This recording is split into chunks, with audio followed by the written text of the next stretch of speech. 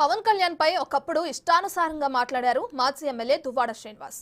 ఇప్పుడు తన వివాహ జీవితంలో వివాదం రావడంతో నాలుగు ఖర్చుకున్నారు. రాజకీయాలు అవి పక్కన పెడితే తాను పవన్ కళ్యాణ్ ఫ్యాన్ ని అన్నారు మాధురి. అసలు పవన్ కళ్యాణ్ దువ్వాడ అప్పుడేమన్నారు, ఇప్పుడేమన్నారు, మధ్యలో మాధురి ఏమన్నారు మీరే చూడండి. ముగ్గురు పెళ్ళాలున్నారు, నేను ముగ్గురిని చేసుకుంటాను, అది నా ఇష్టం, మీకు కావాలంటే మీరు ముగ్గురిని చేసుకోండి, నన్ను చూసి ఈర్ష్యతో తట్టుకోలేకపోతున్నారు అంటున్నాడు ప్రబుద్ధుడు.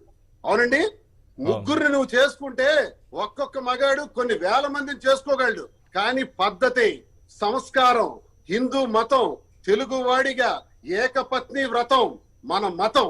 ఏకపత్ని వ్రతం, ఒకే స్త్రీని పెళ్లాడి ఒకే స్త్రీతో జీవితం పూర్తి చేయడం అన్నది మన తాలూకా సాంప్రదాయం. ఆ సాంప్రదాయానికి తూట్లు పొడిచినటువంటి నీచుడు పవన్ కళ్యాణ్ చెప్తున్నాడు, నేను ముగ్గురిని చేసుకున్నాను, మీరు చేసుకోండి.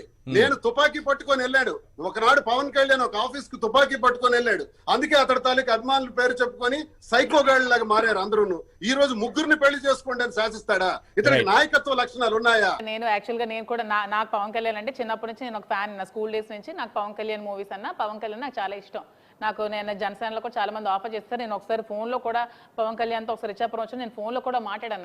నాకు పవన్ కళ్యాణ్ అంటే చాలా ఇష్టం. నేను ఫ్యాన్ ముందు బేసికల్ గా. ఈ టీడీపీ అవన్నీ నాకు కాదు, కానీ పవన్ కళ్యాణ్ అంటే నాకు ఇష్టం. పవన్ కళ్యాణ్ నేను ఒక మంచి అభిమాని. నేను అలాంటి కామెంట్స్ నేను ఎప్పుడు చేయలేదు.